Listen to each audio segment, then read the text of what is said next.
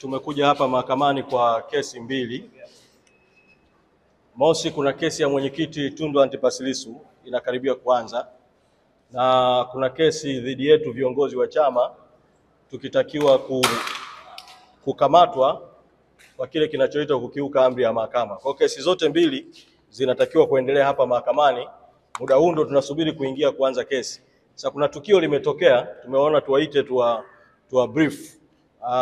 Tumetaarifiwa kwamba makamu mwenyekiti wa chama Mheshimiwa John Heche, wakati anaingia kwenye geti la mahakamani muda mchache uliopita, amechukuliwa na polisi na wameondoka naye.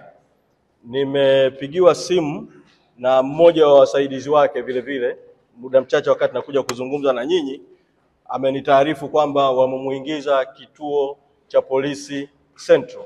Sasa tunaita kusema mambo mawili. La kwanza ni kutoa mwito kwenu wanahabari, sababu tukio hilo limetokea kwa ghafla hapa na wengi mlikuwa juu, kuweza kuwasiliana na newsroom zenu ili kwenda kufuatilia hilo tukio kituo cha polisi kati, au kama wamemhamishia kituo kingine cha polisi basi kufuatilia tukio hilo. Lakini la pili, tumekwishaelekeza mawakili wetu waelekee moja kwa moja huko polisi kwenda kufuatilia kuhusiana na swala hili. Tutakapopata taarifa za ziada tutawa brief, lakini sasa tumeona tuitoe kama breaking news kwa makamu mwenyekiti amechukuliwa na polisi. Na mimi mwito wangu polisi, rai yangu kwao, naamini hawajasema sababu kwa sababu tukio la ghafla kabla hata kuijua sababu, lakini mtakumbuka kwamba idara ya uhamiaji ilitoa taarifa kwa umma ikidai kwamba makamu mwenyekiti alikwenda nje ya nchi kinyume na utaratibu, taarifa ambayo haikuwa ya kweli.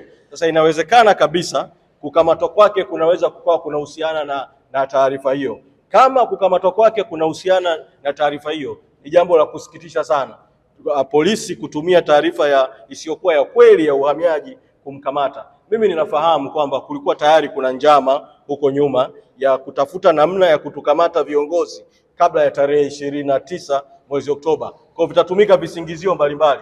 Hata mimi pamoja na kuwa niko huru sasa na nitakwenda kushiriki hiyo kesi iliyofunguliwa dhidi yetu kutafuta amri ya mahakama kutaka kutuweka ndani, lakini naweza tukatoka hapo na tukakamatwa tu kwa sababu nyingine yoyote, kwa sababu kuna jitihada za kujaribu kutuweka ndani mpaka baada ya tarehe 29 mwezi Oktoba. Kwa hiyo tupeane nafasi sasa tufuatilie swala hili kama nilivyoomba wanahabari mfuatilie, lakini vile vile mawakili wetu wanakwenda Central kufuatilia.